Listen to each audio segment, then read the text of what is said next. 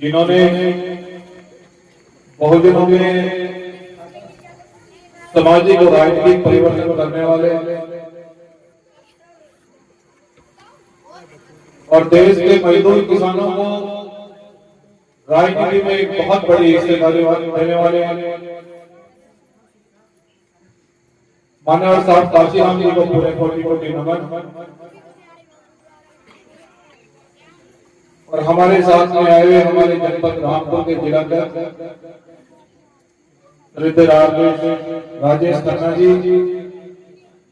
समस्त जिले के और विधानसभा के पदाधिकारी एवं कार्यकर्ता, माताओं बहनों, जनपद सहारनपुर, जनपद रामपुर के लोगों,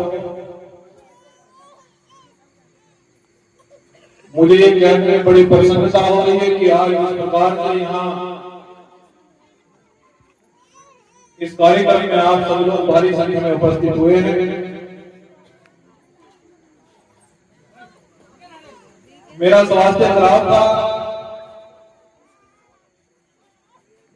लेकिन मुझे जनपद रामपुर के लोगों का मैसेज मिला कि आज जनपद रामपुर के बहुजन समाज के लोग वो बेसब्री से इंतजार करेंगे। तो मैं किसी परिस्थिति में निकल पड़ा, लेकिन जब ज्यादा तबीयत खराब हुई तो रास्ते में कुछ देर रुकना भी पड़ा और ट्रेन से ही करना पड़ा। और फिर उत्तराखंड की टीम को मैंने फोन किया, हमारे उत्तराखंड की टीम के लोग मुझे फिर अपनी गाड़ी में लेकर यहाँ तक पहुंचे। इन साथियों का भी बहुत बहुत धन्यवाद कि उत्तराखंड के क्रांतिकारी लोग 24 घंटे बहुजन समाज को और बहुजन आंदोलन को आगे बढ़ाने का प्रयास कर रहे हैं। हमारे प्रवक्ता जी, अध्यक्ष जी, सम्मानित साथियों, मुझे आपने बुलाया है और जिस उम्मीद के साथ में आपने मुझे बुलाया है, मुझे लगता है कि जनपद रामपुर के लोग भी इस बहुजन आंदोलन को बड़ी मजबूती से आगे बढ़ाना चाहते हैं। आप लोग ना सब बैठ जाओ यहीं पे। और बहुजन समाज के लोग अगर इस आंदोलन को आगे बढ़ाना चाहते हैं, जनपद रामपुर के लोग अगर इस आंदोलन को आगे बढ़ाना चाहते हैं, तो मैं उन्हें यह विश्वास दिलाने के लिए आया हूं कि जो मूवमेंट हमें बाबा साहब डॉक्टर अम्बेडकर ने दी है, जो सपना बाबा साहब डॉक्टर अम्बेडकर ने देखा था, जिस मिशन की शुरुआत मान्यवर साहब काशीराम जी ने की, और वह कहते कहते हमें इतना बड़ा मिशन और इतना बड़ा राजनीतिक विरासत देकर चले गए और ये कहकर चले गए कि मैं इस देश के मजदूर किसानों को सत्ता की कुर्सी पर देखना चाहता हूं।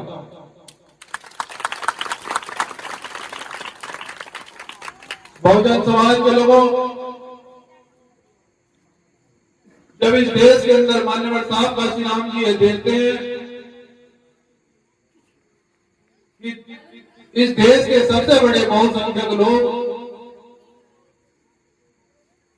जिनको बाबा साहब डॉक्टर अम्बेडकर ने संविधान में वोट की ताकत दी है, लेकिन उस वोट को किसी भी भाव नहीं समझा जाता है। उस वोट के माध्यम से सरकार बनाकर इस देश के सबसे बड़े तबके का, दलितों का, पिछड़ों का, अल्पसंख्यक आदिवासी वर्गों के अधिकारों को उन्हीं वोटों से काट दिया जाता है। मान्यवर साहब काशीराम जी जब इस देश के अंदर ऐसी राजनीतिक और सामाजिक व्यवस्था देखते हैं कि जो इस देश में हुकूमत बनाने वाले बहुजन समाज के लोग, इस देश में अपनी हुकूमत तैयार करने वाले लोग, अपने वोटों से सरकार बनाने वाले लोग आज सबसे बड़े पैमाने पर अधिकारों से वंचित हैं। सबसे बड़ा अन्याय उन्हीं के साथ में होता है।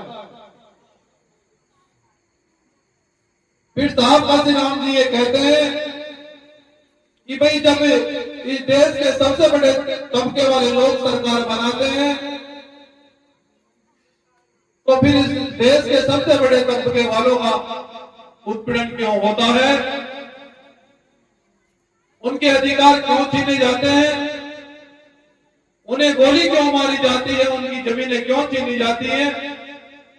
इस बात को मान्यवर साहब काशीराम महाराष्ट्र से कहते कहते उत्तर प्रदेश में आते हैं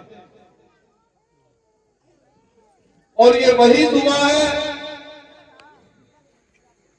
जब पूरे देश की व्यवस्था में देखकर मान्यवर साहब काशीराम इस देश की राजनीति को ललकारते हैं और ये कहते हैं कि वोट हमारा, राय तुम्हारा नहीं चलेगा, नहीं चलेगा। जब इस देश की राजनीति में पता लगा कि दलितों में एक ऐसा व्यक्ति आया है और वो भी पंजाब में रहने वाला व्यक्ति महाराष्ट्र में नौकरी करके और नौकरी छोड़कर उत्तर प्रदेश में ये कह रहा है कि वोट हमारा, राय तुम्हारा नहीं चलेगा, नहीं चलेगा। देश की सरकारों को नींद आनी बंद हो गई।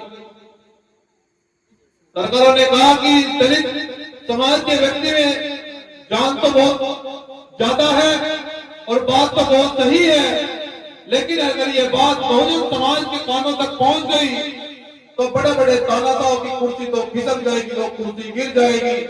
ये देश की सरकार को पता लग गया। तो साहब काशीराम जी थे वो सत्ताधारी लोग, वो तानाशाही लोग जिन्होंने वर्षों से बंदूक के दम पर हमारे ऊपर शासन किया, बंदूक के दम पर हमारा सामाजिक शोषण किया, आर्थिक शोषण किया, हमें स्कूल विद्यालयों में नहीं पढ़ने दिया, हमेशा से हमारे ऊपर गोलियां चलती रही। वो लोग मान्यवर साहब काशीराम जी को लखनऊ बंगले में आकर ये कहते हैं, काशीराम हमारे साथ में गठबंधन कर लो कि आप अपने बड़े समाज का नेतृत्व, और इनको वो बात कह रहे हैं कि हमारी कुर्सी तो गिर जाएगी। साहब काशीराम जी ये कहते हैं कि मैं तो तुम्हारी कुर्सी तो गिराने के लिए आया हूं, मैं तुम्हारी कुर्सी गिराने के लिए आया हूं और ये कुर्सी नहीं बचेगी। अब इस कुर्सी पर मजदूर किसान के बच्चे बैठेंगे। मैं आज उत्तर प्रदेश के दरवाजा करके जा रहा हूं और साहब काशीराम जी प्रदेश के अंदर बहुत बड़े पैमाने पर इस मिशन को तैयार करके जब काशीराम जी ने अपने राजनीतिक कार्यकाल की शुरुआत करी, अपनी राजनीति की शुरुआत करी और इस सूबे में अपनी पूर्ण बहुमत सरकार बनाई। मैं आपको भाई, आपका बच्चा आपसे वादा कर रहा हूँ कि सबसे पहले इस सूबे के अंदर हम फिर से सरकार बनाएंगे और इस सूबे से लेकर दिल्ली में हम लोग पहुंचते हुए राज करेंगे। इसलिए मैं आपसे आपका हक मांगने के लिए आया हूँ, आपका हक मांगने के लिए आया हूँ कि बहुजन समाज के लोगों, आप भी मानवीय जैविक संगठन के साथ जुड़ो। आपका हक मांगने के लिए आया हूँ कि आपने अब तक तो आपने सबका हाथ पकड़ा, सबको आपने देखा, लेकिन एक बार मनजीत सिंह मोटा का भी हाथ पकड़ कर देखो। मैं ये कहना चाहता हूँ कि सत्ताधारी लोगों ने कोई नोट तैयार नहीं करा जो मनजीत सिंह मोटा को खरीद ले। बहुजन समाज के लोगों में आपका पूरे विश्वास के साथ कहने जा रहा हूँ। इसलिए मैं ये कहना चाहता हूँ कि आपके बीच में तरह तरह के लोग आएंगे, आपके बीच में तरह तरह के बहानेबाजी होगी, तरह तरह से बह रहेंगे, फूस रहेंगे, लेकिन भी मानवीय जैविक संगठन के नेतृत्व में आपको आंदोलन चला रहे हो। इस देश की सत्ता और शासन तक आप बहुत कम समय पहुंचने में लगाएंगे। मैं इसलिए जनपद रामपुर के लोगों आपसे पूरी आशा और उम्मीद करता हूँ कि आप यहाँ संगठन को मजबूत करें। आप यहाँ संगठन को मजबूत करेंगे तो मैं सरकार को ललकारूंगा। मैं यहाँ के अधिकारियों से पूछूंगा कि हमारे बच्चों को क्यों शिक्षा नहीं दी जा रही है, हमारे बच्चों को नौकरी क्यों नहीं दी जा रही है, हमारे लोगों को क्यों मारा जा रहा है। और मैं वो तभी बात कर पाऊंगा जब यहाँ बहुजन समाज के संगठन को मजबूत करोगे। और मैं आपको ये भी कहना चाहता हूँ कि कोई जिला ऐसा नहीं जो बीमार नीचे हिला नहीं बहुजन समाज के लोगों। इसलिए अधिकारी भी, ये देश की सरकार भी जानती है कि ये खरीद नहीं पाएंगे हमें और ये हमें ना झुका पाएंगे। ये हमें केवल एक ही काम कर सकते हैं, ये हमारे पर गोली चला सकते हैं, लेकिन हम लोग मानना पसंद करेंगे, लेकिन बहुजन समाज के सर को झुकाना पसंद नहीं करेंगे बहुजन समाज के लोगों। क्योंकि आज जाने कितने करोड़ों मनजीत सिंह जाल भीम आर्मी जैविक संगठन ने तैयार कर दिए हैं। परेशान होने की आवश्यकता बिल्कुल नहीं है। आप लोगों को सीना तान कर चलना है, संविधान हाथ में रखना है और अधिकारी की छाती पर चढ़कर संविधान को सामने रखते हुए बात करने हैं कि अधिकार क्यों नहीं दिए जा रहे, अधिकार क्यों नहीं दिए जा रहे, शिक्षा क्यों नहीं दी जा रही है। हम भी चुनाव लड़ेंगे, हम भी प्रधान बनेंगे, हम भी जिला पंचायत बनेंगे, अब बहुजन समाज के लोग भी MP MLA बनेंगे। जब साहब काशीराम जी इस सूबे के अंदर ये कहते हैं कि जिसकी जितनी संख्या वाली उसकी उतनी हिस्सेदारी, लेकिन आज स्थिति क्या है बहुजन समाज के लोगों, आज 90% बहुजन समाज के लोग MP MLA नहीं बन पा रहे हैं, एक MP MLA नहीं बना पा रहे हैं। ये स्थिति है क्योंकि यहाँ लोग बहुजन समाज को बेचा जा रहा है, बहुजन समाज के वोट का मंडी के भाव इसका तोलमोल किया जा रहा है। इसलिए मैं आपको कहना चाहता हूँ, इसलिए कहने के लिए आया हूँ, आपने सबका साथ दिया, सबका हाथ पकड़ा, एक बार में किसी लोग में हाथ पकड़ो। अगर इस बहुजन समाज की दिशा पसंद न बदलती, ये कहना कि बाबा साहब का बच्चा जाने को गया था जनता चालू मैं आपको चाहता हूँ आप लोग बहुजन समाज के लोग, मैं चाहता हूँ कि जनपद कानपुर के लोग एकजुट हो, यहाँ बड़ा आंदोलन की तारीख सुनिश्चित करें। यहाँ दलित पिछड़े मुसलमान, क्योंकि मैं जानता हूँ कि दलित और मुसलमान जनपद कानपुर के अंदर बड़े पैमाने पर रहते हैं। मैं उन भाइयों से कहने के लिए आऊँ कि आप एक तारीख तय करें। हम लोग जो जालिम लोग हैं, जो नेक करने वाले लोग हैं, जो हमारे साथ में अत्याचार करते हैं, मैं आपसे कानपुर की धरती पर कहने जा रहा हूँ, अगर उनकी नसबंदी संविधान के अनुसार न कर दी तो क्या कहना बाबा साहब का बच्चा क्या कर देगा था। इसलिए बहुजन समाज के लोगों, आपकी लड़ाई को पूरे देश के अंदर बड़ी मजबूती से लड़ा जा रहा है। जहाँ भी अन्याय होता है वहाँ बहुजन समाज को भीम आर्मी जैविक संगठन न्याय दिलाने का काम करता है। लेकिन ये अब तक तो ये लड़ाई लड़ी जा रही है, अब तक तो हम लोग अन्याय के खिलाफ लड़ाई लड़ रहे हैं। लेकिन मान्यवर साहब काशीराम जी कहते थे, वो ये कहते थे कि कब तक हम अन्याय के खिलाफ लड़ते रहेंगे, ये अन्याय होता ही क्यों है। साहब काशीराम जी ने ये कहा अपने बहुजन समाज के बुद्धिजीवी लोगों से कि भाई मैं आपसे पूछना चाहता हूँ कि क्या हम अन्याय के खिलाफ आंदोलन करते रहेंगे, ये अन्याय होता क्यों है। तो बहुत सारे बुद्धिजीवी लोगों ने ये कहा कि साहब अन्याय वो लोग करते हैं जो सरकार में बैठे हैं, जो सत्ता वाले लोग हैं।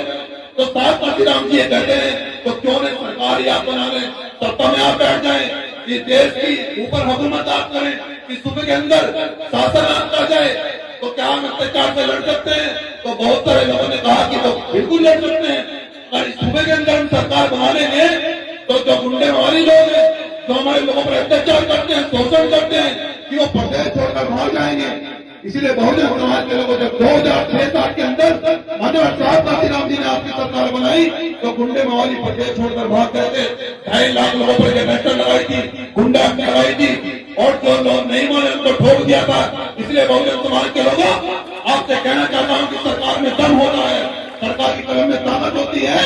अगर आप इन जालिमों से मुकाबला करना चाहते हो, अगर इन संसाधन वाले लोगों का मुकाबला करना चाहते हो, इन पूंजीपति लोगों का मुकाबला करना चाहते हो, इन माफियों का मुकाबला करना चाहते हो, तो आपको सामाजिक आंदोलन में एकता दिखानी होगी।